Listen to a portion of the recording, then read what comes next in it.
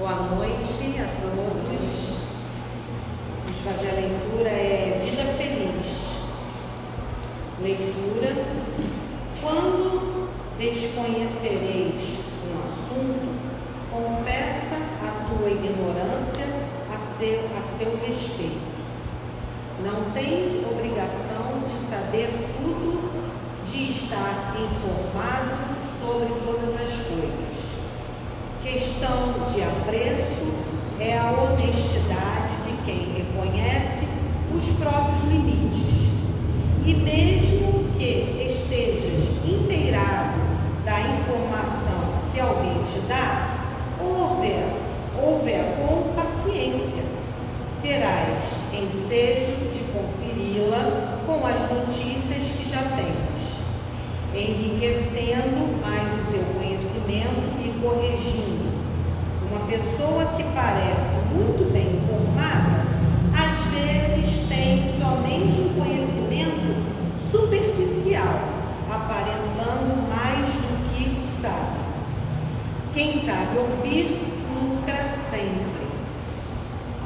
Por isso que nós temos 2 ouvidos e uma boca, e temos que saber ouvir mesmo, até mesmo para saber se não é fake news. Então vamos fazer a nossa prece, começando agradecendo ao Pai. Obrigada, Senhor, por estarmos aqui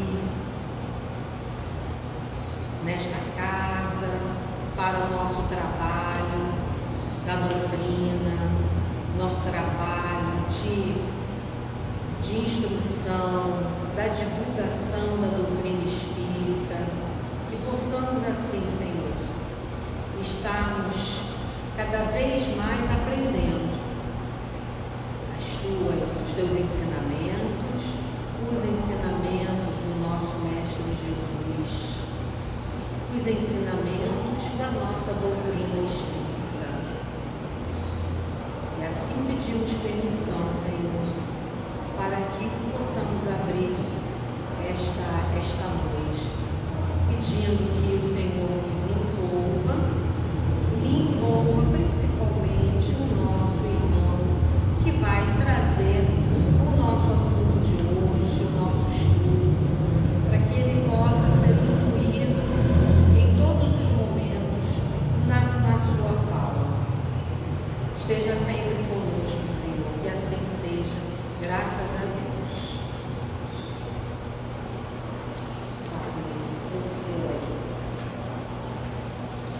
Boa noite, meus irmãos. Olá.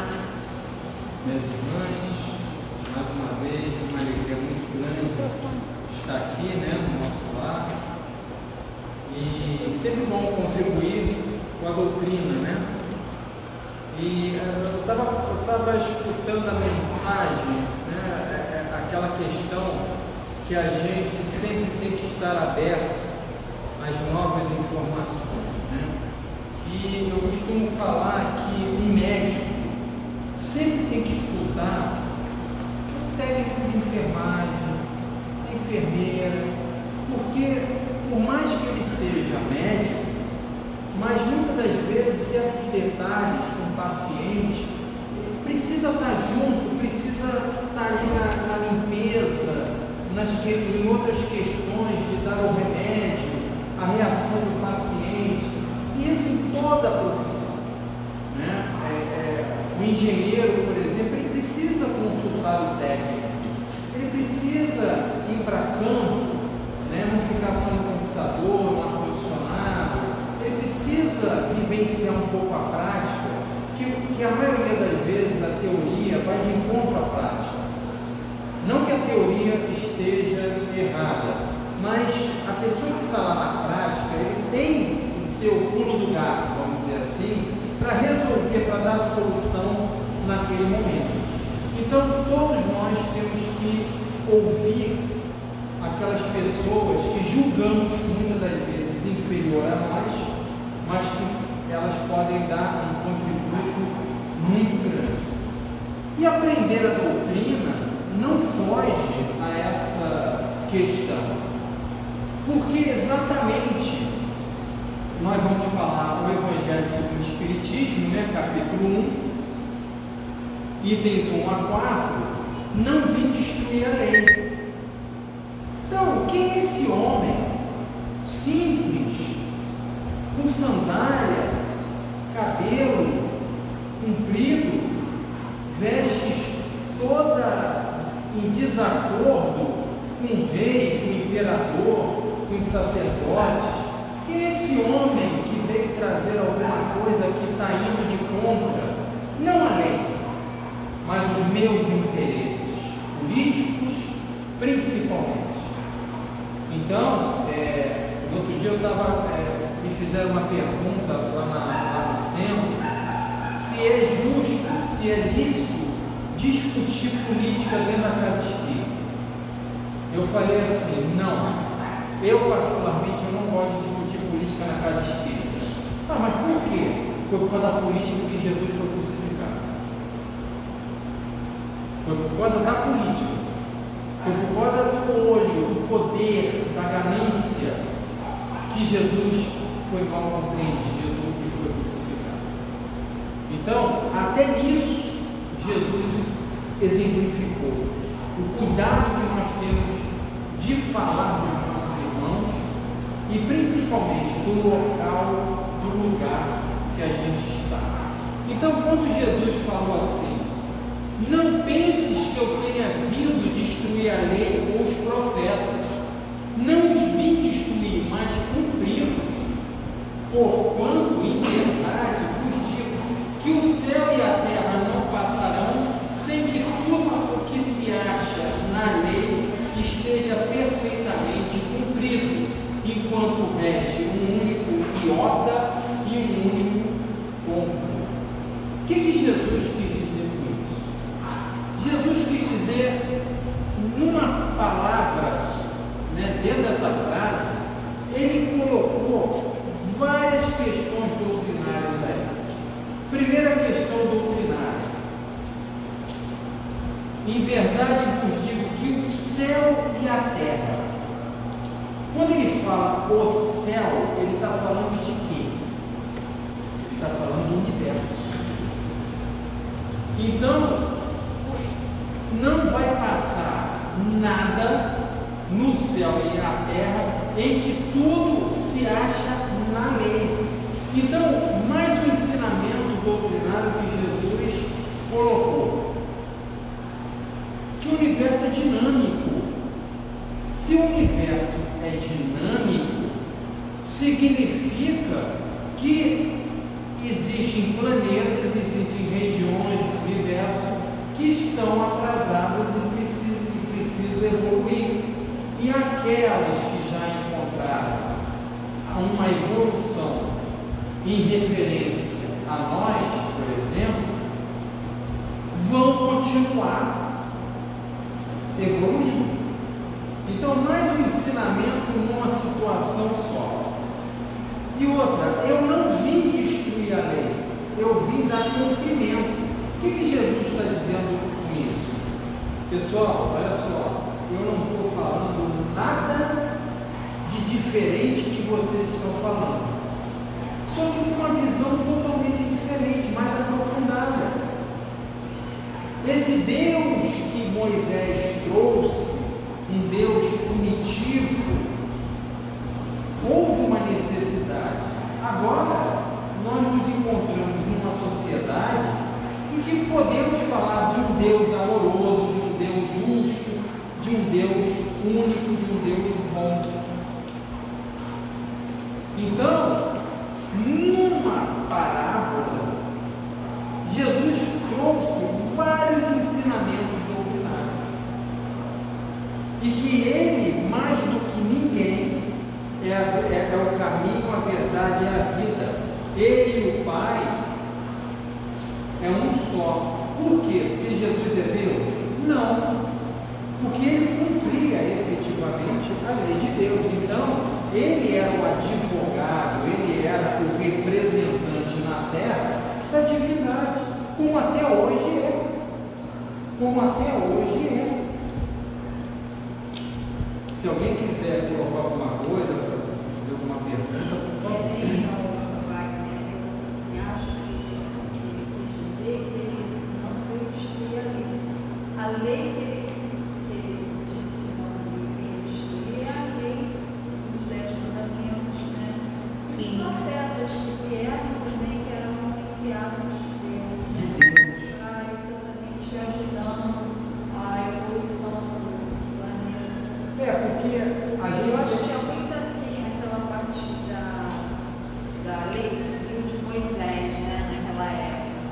eu acho que eles se prendiam muito a essa. E até hoje, tá? E até hoje se prendem. Por isso que existe aquela guerra no Oriente Médio, porque até hoje eles se prendem a essa lei. Porque assim, existe os judeus, né? Aquele povo árabe e tal, que não reconheceram Jesus, mas reconheceram até hoje o Alcorão, reconhecem Moisés, reconhecem. E assim, entre Moisés e Jesus vieram espíritos trabalhar nesse arado, nessa terra. Tanto é que João Batista falou: o homem, o Messias virá. Os três magos, né, representando, também estava trazendo a boa nova. Então, o que eu acho muito legal é esse caminhar planejado, equilibrado da humanidade. O homem desequilibra, mas Deus não desequilibra. Então, ele coloca, na lei mosaica, há duas partes distintas: a lei de Deus, promulgada no Monte Sinai, e a lei civil ou disciplinar decretada por Moisés. Uma é invariável, a outra apropriada aos costumes e ao caráter do povo, se modifica com o tempo. A lei de Deus está formulada nos 10 mandamentos seguintes. Então, assim, a gente vai ver depois que Moisés colocava as suas leis, que são leis mosaicas, que são leis totalmente diferentes do que a lei vinda por Deus, mas que ele colocava como também leis divinas para impor uma autoridade perante o povo. E até hoje, os povos daquela região ainda acreditam que a lei mosaica, que são mais ou menos umas 600 leis, são as leis que regulam a humanidade. Mas olha só, uma é invariável, a outra apropriada aos costumes e ao caráter do povo, se modifica com o tempo. Por quê? Porque a humanidade evolui. Então hoje eu apliquei essa lei dentro de um critério necessário para eu domar uma sociedade, uma família. Mas num outro país eu não preciso dessa lei. Por quê? Porque a sociedade já está muito mais esclarecida, já não faz coisas que eu tenho que colocar essa lei. Aí ele coloca aqui os 10 mandamentos, né? Eu sou o Senhor, vosso Deus, que vos tirei do Egito, da casa da servidão. Não tereis diante de mim outros deuses estrangeiros. Não fareis imagens esculpidas, nem figura alguma do que está em cima do céu, nem embaixo na terra, nem do que quer que esteja nas águas sobre a terra. Não os adorareis e não lhes prestareis culto soberano. Não pronunciareis em vão o nome do Senhor vosso Deus. Bom, esses dois mandamentos, Jesus reduziu em amar a Deus sobre todas as coisas. Englobou isso aqui, esses dois mandamentos. Vamos observar o seguinte: eu sou o Senhor vosso Deus que vos tirei do Egito. Isso é atual, porque nós reencarnamos. Nós somos aqueles que estavam lá junto com Moisés, que nós éramos também escravos, ou nós estávamos juntos com o Faraó, porque nós somos aquilo resultado do nosso passado. Então hoje isso é atual, por isso que não mudou o texto. Eu sou o Senhor vosso Deus que vos tirei do Egito, da casa da servidão. Não tereis diante de mim outros deuses estrangeiros. Aí os nossos irmãos protestantes eles são contra os nossos irmãos católicos, porque adoram imagem. O católico ainda prega a imagem. Mas nós temos que entender todo o processo, toda a história da humanidade. A Igreja Católica Apostólica Romana. E os romanos eram o quê? Politeístas. Então eles trouxeram esse atavismo religioso daquela época. Então eles aceitaram um Deus único, porque quando Jesus trouxe a ideia de um Deus único, eles aceitaram. Mas, como eles tinham aquela questão de deuses, eles colocaram os santos, que ficou no lugar dos deuses.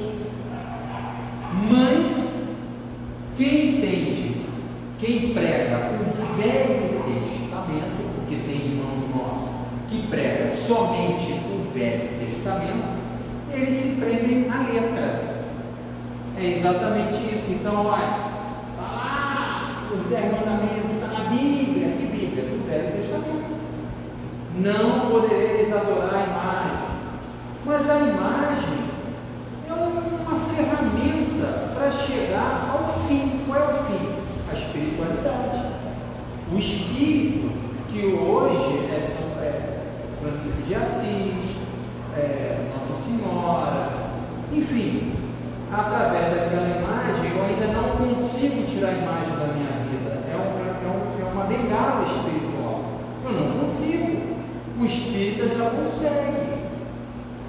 Mais ou menos. Tem espírita que, vou botar aqui um pé de coelho no bolso, né? Mas o que é isso? Não é espírita por causa disso? Mas ele ainda traz dentro dele um atavismo religioso. A necessidade é natural. Lembra aí o segundo mandamento de Jesus: amar ao próximo como a si mesmo. Aí começa do terceiro para baixo. Lembrai-vos de santificar o dia de sábado. Honrai o vosso pai e a vossa mãe, a fim de viver de longo tempo na terra, que o Senhor vosso Deus vos dará. Não mateis, não cometais adultério, não roubeis, não presteis testemunho falso contra o vosso próximo, não desejeis a mulher do vosso próximo, não cobiceis a casa do vosso próximo, nem o seu servo, nem a sua serva, nem seu boi, nem o seu asno, nem qualquer das coisas que lhe pertencem. Itens que estão aqui somente para que a gente possa entender que isso aí foi passado. Hoje a gente já ultrapassou tudo isso, não é verdade? Nós não desejamos a mulher do próximo, as coisas alheias, nós não temos ciúme de ninguém. Graças a Deus. Não mata, não rouba. Agora vamos entender o seguinte: o que a doutrina nos traz hoje? Honrar o vosso pai e a vossa mãe. Mas a gente sabe que tem pai e tem mãe, que os filhos vieram para educá-los. Mas naquela época era necessário. Isso que a gente tem que entender. Naquela época era necessário isso. Não mateis.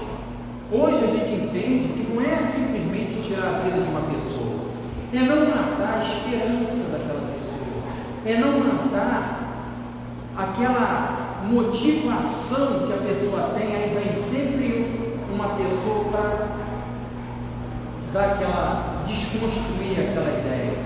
Então, quando a gente também está matando a esperança de alguém, nós estamos infringindo uma lei.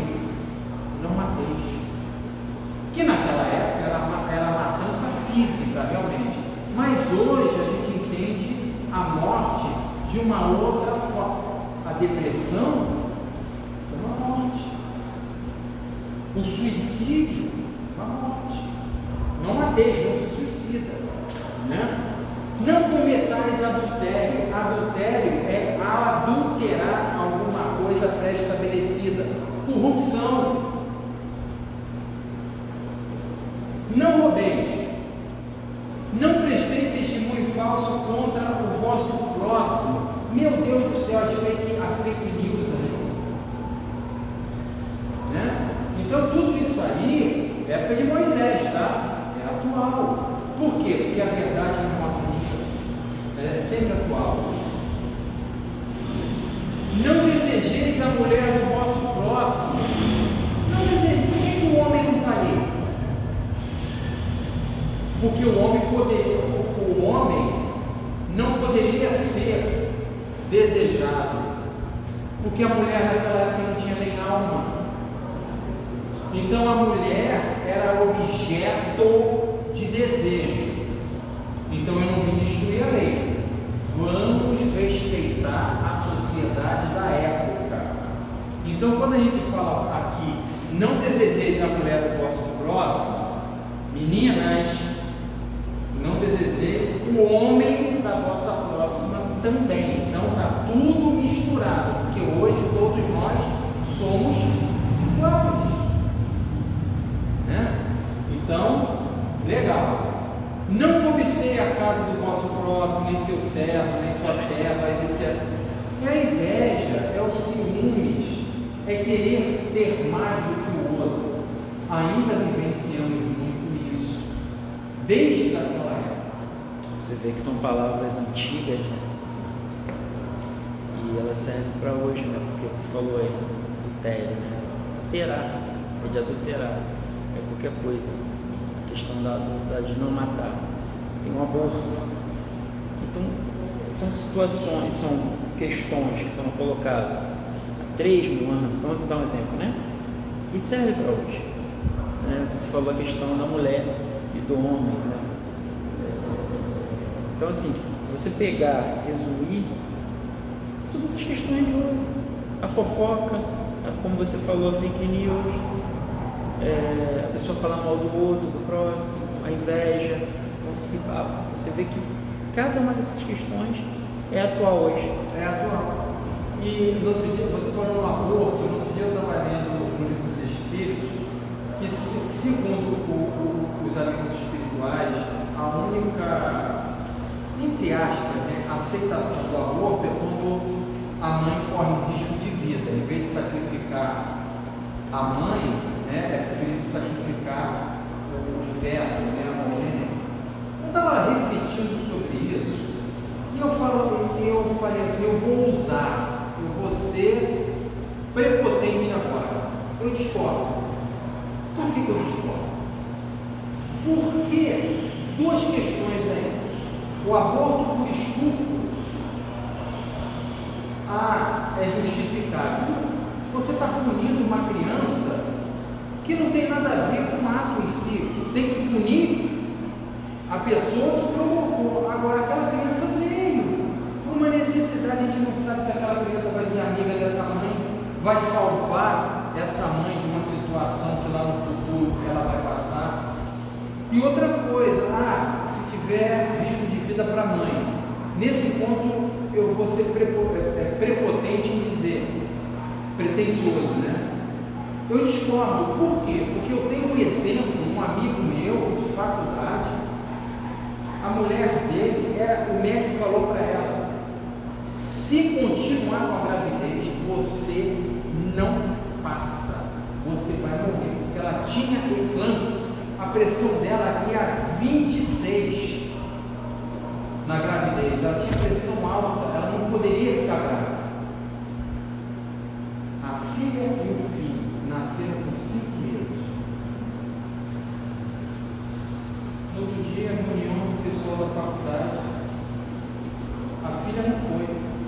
O filho forte pra caramba, a filha formada, e ela lá. Risco de vida para a mãe. E ela, da Assembleia de Deus, falou, não, eu não vou abortar. E salvou os 2 filhos, que são filhos maravilhosos. Então, assim, vamos tentar interpretar o negócio. Os espíritos justificam, é uma justificativa que ameniza o ato, porque tudo é intenção, mas aborto é aborto, de qualquer forma. E tem a questão também do progresso da ciência, né? Kardec sempre dizia, quando tiver dúvida entre mim e a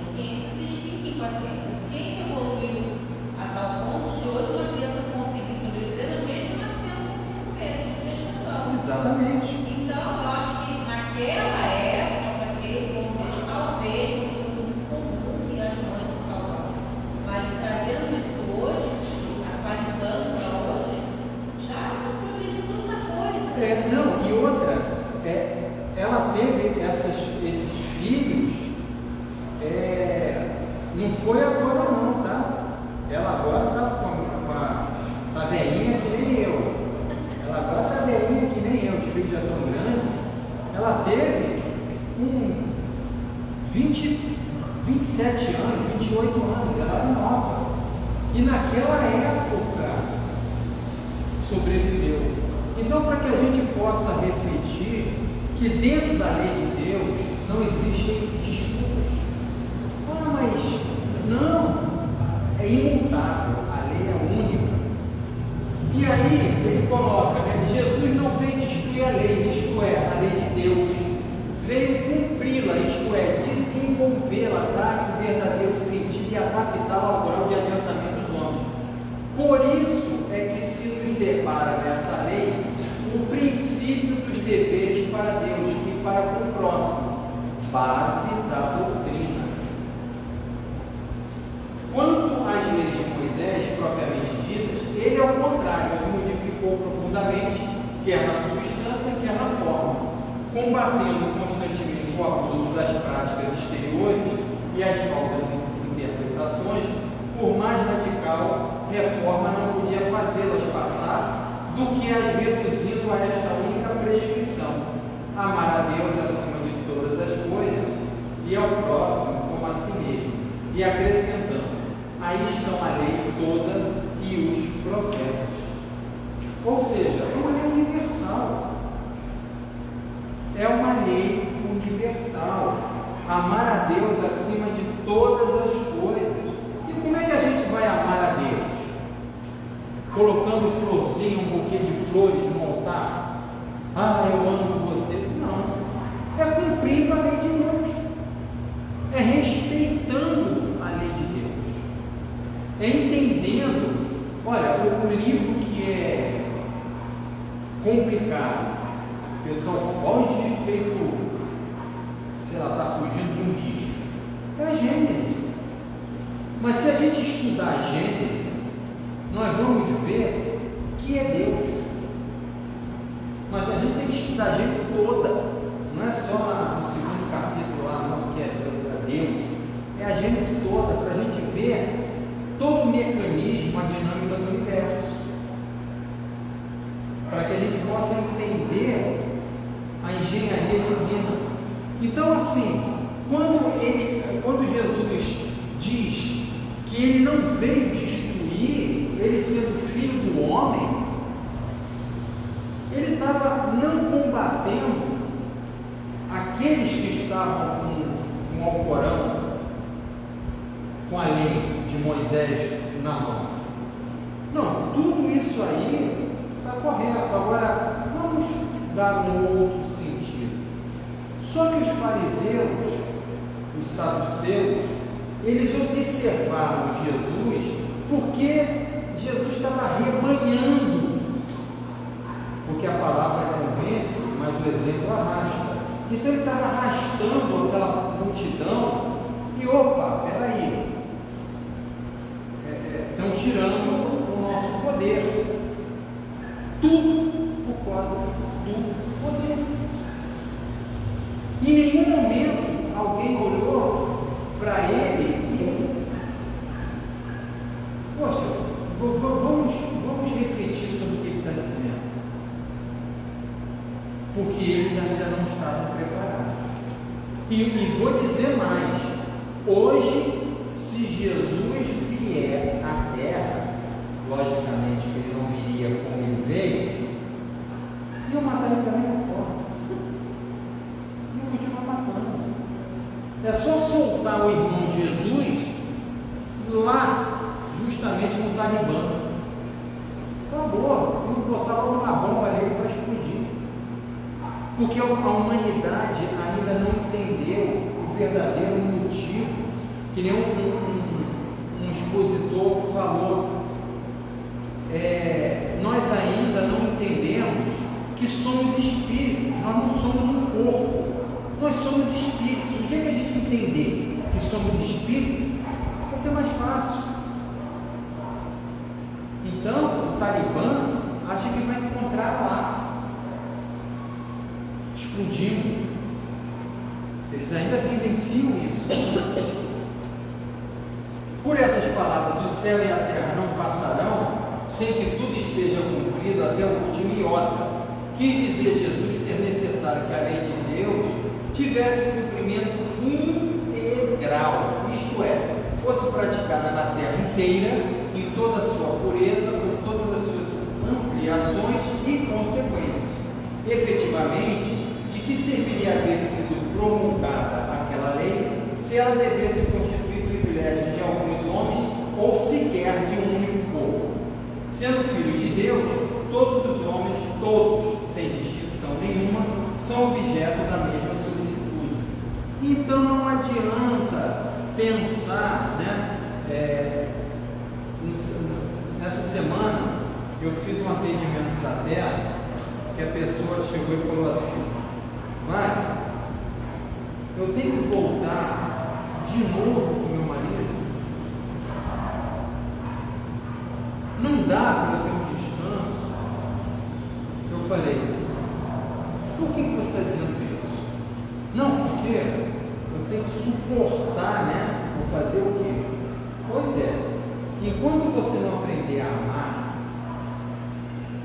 justamente o peso, o contraponto da tua vida, você vai ter problema. Porque o problema não está nele, o problema está em você. O defeito que você se incomoda nele é o defeito que ainda vive em você. E o outro é o teu espelho. O outro é teu espelho.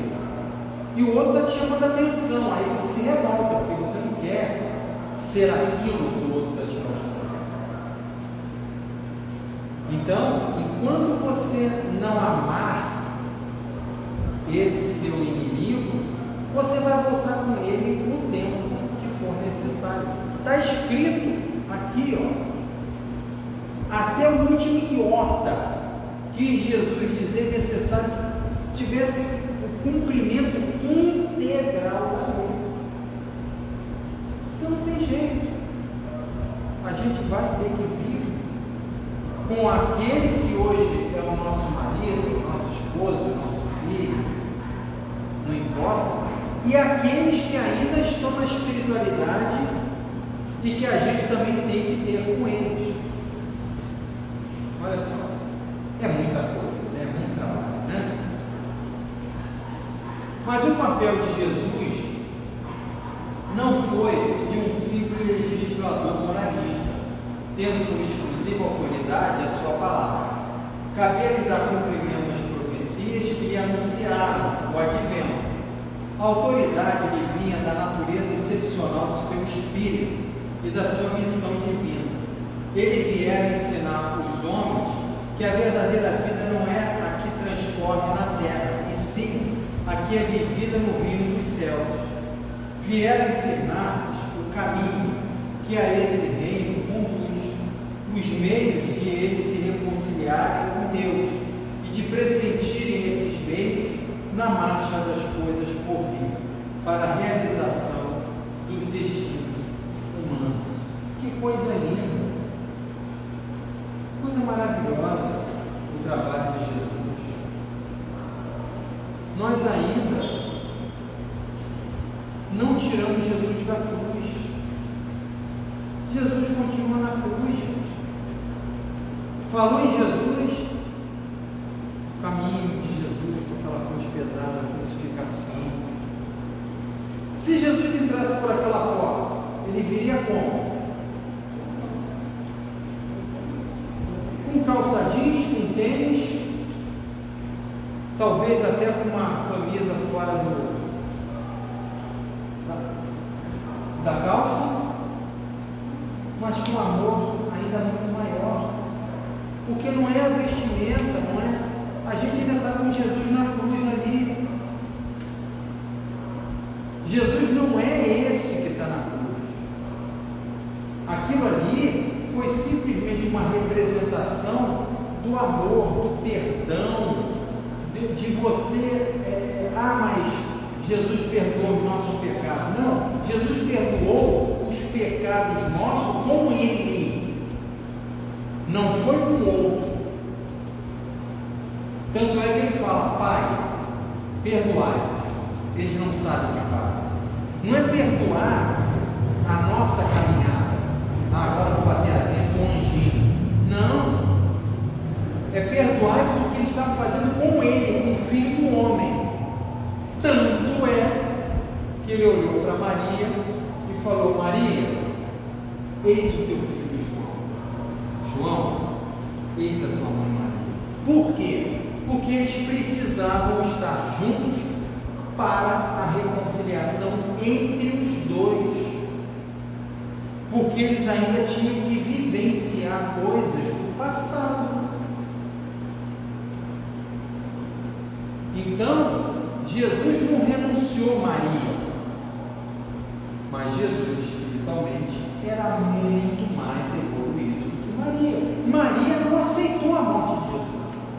Maria não entendeu o motivo que Jesus estava sendo. Tanto é que ele entrou em desespero.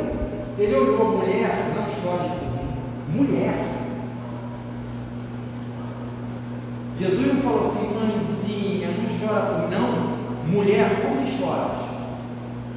Olha a autoridade de Jesus. Mulher, por que choras? Então, Jesus, ele não é um exemplo porque nós conhecemos Jesus. Ele é o cara, em cada passo, em cada momento, se a gente for perceber, cada momento ele tinha um ensinamento profundo. Cada momento. Mas a gente cisma de colocar o homem na cruz. Ele ainda está na cruz sangrando. Esquece isso. Ele está aqui, está aqui conosco, de calça jeans, de bonezinho, de repente até tatuado. Por quê? Porque ele não vem destruir a lei, ele está junto com a gente, ele é como nós, mas com espírito transcendental. Tanto é que ele levou anos e anos, séculos e séculos, para consolidar seu perispírito para poder reencarnar. Por quê? Para ser um de nós. Ele se rebaixou para poder passar a mensagem para nós. E nós não queremos nos rebaixar, né? O nosso orgulho, né? Complicado, mas vamos nessa, estamos caminhando. Entretanto, não disse tudo, limitando-se respeito a muitos pontos, a lançar o germe de verdades que, segundo ele próprio, o declarou, ainda não podiam ser compreendidas. Falou de tudo, mas em termos mais ou menos implícitos, para ser aprendido o sentido oculto de algumas palavras suas. Mistério se fazia que novas ideias e novos conhecimentos lhe trouxessem a chave indispensável, ideias que, porém, não podiam surgir antes que o espírito humano houvesse alcançado um certo grau de madureza. A ciência tinha que contribuir poderosamente para a inclusão e o desenvolvimento de tais ideias importava, pois dar à ciência tempo para progredir. Então, assim, olha a paciência, a impaciência. Não tem. Jesus veio com a gente. Por isso que ele ensinou por parábolas, né? Ele ensinou por parábolas. E por que por parábolas? Porque o povo só entendia. Então, para eu passar a mensagem, hoje em dia não tem mais o que tinha antigamente. Mas, por exemplo, esse projetor, brilhe a vossa luz que nem esse projetor. Eu vou usar o projetor, a luz do projetor, para passar a mensagem. E era isso que Jesus fazia com aquele povo. Ele utilizava o lobo, o cordeiro, ele usava o pastor, para poder atingir um objetivo. Então ele foi o verdadeiro psicólogo, né? Quando Joana de Cuja chegou perto dele, né, e falou assim: eu quero me livrar da minha família, eu não aguento mais, quero segui-lo. Ah, você quer seguir? Quero. Tem certeza? Tem. Então volte para a tua família e me siga lá. Porque, gente, é muito fácil estar no Santo Espírito. Muito fácil. Meu irmão, vamos trabalhar juntos, temos que construir. Saiu daquela porta ali, um homem velho, né, uma flora. E aí a gente chega em casa, aí a gente chega no trabalho, não tem paciência, né? E as pessoas, a gente não precisa fazer muito, né? Quantas pessoas deficientes estão na rua sem uma ajuda? É só fazer, é só ficar do lado dela. E a gente tem uma dificuldade de ir até o outro, porque a gente conhece a doutrina, estuda a doutrina, mas a gente ainda não vivencia a doutrina. Nós podemos fazer um momento de caridade, mas não somos caridosos. A gente um dia vai ser, porque aí é um estado de espírito, é uma questão natural. Hoje a gente planeja se a gente pode vir fazer a campanha da sopa, a campanha do quilo. Eu vou ver se eu posso vir. O caridoso não precisa nem pedir, ele naturalmente já está aqui, ele já vem abraçando a causa, já vem abraçando o trabalho. E já traz também os tipos de alimentos também. E a gente ainda traz os tipos de alimento. Mas, meu Deus, mas isso, Wagner, quer dizer que nós somos ruins? Não, nós fomos, estamos a caminho. Mas Jesus, Pai, perdoai-nos. Eles ainda estão no processo. E aí também ele chegou e falou assim: ó, eu não disse tudo, mas vou mandar o Consolador Prometido. que vai lhes dar um caminho, que vai consolar, que vai dar um caminho, que vai ensinar mais coisas. Mas aí não é. Nós tínhamos que progredir para receber a doutrina espírita. Para receber a doutrina espírita. Por isso que ela veio da França. Porque a França estava no processo de iluminismo. Na Europa, todos os artistas, todos os poetas, tudo vinha de onde? Da França. Então tudo foi planejado. Agora, a gente tem que entender também o seguinte: houve um progresso e a doutrina, quantos anos tem a doutrina espírita? 160 anos, um pouco mais. Gente, a gente traz no nosso ser séculos e séculos e séculos de vícios. Não vão.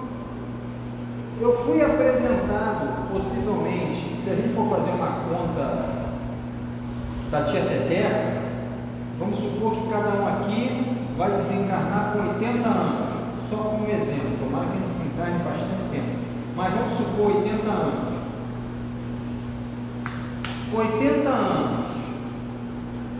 80 anos na espiritualidade. E 80 anos, 3 vezes 8, 24, 240 anos. Eu vivi antes da doutrina espírita. Vivi na espiritualidade, 80 anos. Voltei, ou seja, eu estou conhecendo a doutrina espírita agora. Como é que eu vou querer exigir de mim um conhecimento com profundidade a nível de eu realizar, jogando fora o homem velho e abraçando a nova era, os meus irmãos, com amor, com dedicação? É querer muito de um estritozinho desse tamaninho ainda. E Papai do Céu falou para mim: vai ter que dar muita palestra. Vai. Olha, vão te chamar a beça pelo telefone. Vão te chamar. Ainda vai evangelizar jovens. E ainda vai evangelizar jovens. Sabe aquelas pestinhas que você fala? Agora você vai ter que aprender a evangelizar. E é isso, gente. É o amor de Jesus nos colocando à prática. Então, não vamos querer exigir de nós mais do que a gente pode dar. É uma falta de caridade conosco mesmo. Porque essa continha rápida que eu fiz, de 240 anos, nos faz entender. Se a gente fizer 80 na erraticidade, 80 aqui, nessa vida agora, e 80 na vida passada, certamente eu vivi antes da doutrina, quando eu desencarnei, a doutrina veio, e agora eu estou aprendendo a doutrina. São 160 anos. E eu trago, através do atavismo religioso, questões espirituais totalmente deturpadas, questões políticas, questões da igreja totalmente, sabe lá Deus, eu fui discípulo do Tomás de Torquemada, entendeu? Na Inquisição, sabe lá Deus, se eu matei muitos cristãos, não sei, e graças a Deus eu não sei, graças a Deus, entendeu? Então a gente tem que dar um tempo para nós também. E aí, quando a gente vê esse lado negativo nosso, a gente vê o lado positivo. O quanto nós abraçamos a doutrina porque queremos evoluir com pouco tempo. Olha só, como é que nós também estamos bons no negócio. Nós não conhecemos tudo, não podemos exigir de nós, mas a gente melhorou muito. Muito. Ah, mas eu ainda piso no gato. Legal, mas antigamente você fazia tamborim do gato, hoje em dia você só está pisando no pobrezinho. Melhorou muito. Então, tudo é um processo, né? E pegando um pouco do Pedro Baldi, alguém conhece Pedro Baldi? Eu falo Pedro Baldi. Pedro Baldi é um psicólogo, um cientista, e ele, a grande síntese, né? Ele fala cientificamente, você não aguenta ler o livro do Pedro Baldi, porque é ciência pura, que você tem que ler 2 vezes o mesmo parágrafo, 3 vezes, para poder entender o que ele está dizendo. Então, resumindo, ele fala o seguinte: as letras gregas, né? Alfa, beta, gama e ômega. Então ele fala que tudo na natureza é um ciclo. E é uma verdade. Nascer, viver, morrer. Renascer, viver, morrer. Tudo é um ciclo. E o ômega é Deus. Ele fica no meio desse ciclo, onde ele gera, simploriamente falando, é isso que ele quer dizer, só que é complicado. Então, na verdade, tudo que está na natureza é um ciclo, ela é dinâmica. Nós não vamos nunca parar de evoluir, mas precisamos dar celeridade ao nosso processo evolutivo, aí depende de cada um de nós. Mas tenho certeza que o Papai do Céu está nos aguardando. Tá bom?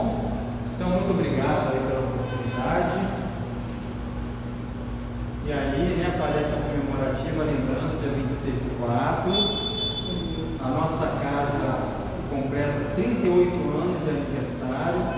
Parabéns para a casa. Que mais 38, mais 38, mais 38 ali.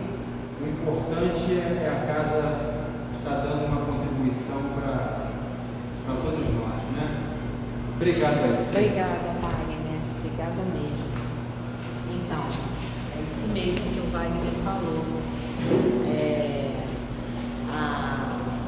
Esse mês nós estamos fazendo aniversário, então no dia 26 de abril vamos ter uma palestra comemorativa, sai dos dias normais de palestra e estudo, né?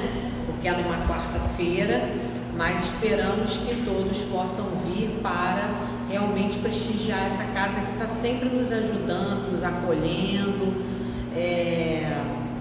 e a gente trabalhando em prol do nosso progresso é muito importante mesmo. Fora isso, nós temos aqui a nossa programação, que são as palestras de terças, 2h30 e 7h30, estudo na quinta-feira às 7h30, e no sábado nós temos a evangelização às 9h, grupo da família às 9h, um grupo de estudo às 11h30 e nossa mocidade espírita ao meio-dia. Tá bom? Vamos fazer a nossa prece. Não, pode fazer a prece, né? E vamos fazer a prece e agradecer. Agradecer pela nossa escolha de estarmos aqui, por esta palestra tão boa que nós recebemos hoje, que possamos entender realmente quais são as leis de Deus, possamos colocá-las em prática, possamos também trazer o nosso Mestre Jesus para mais próximo de nós, com seus ensinamentos, que possamos voltar para nossos lares, envolvidos com esta energia, com esta luz que se fez, levando, Senhor, para que todos os nossos parentes, nossos familiares possam receber também. Esteja sempre conosco.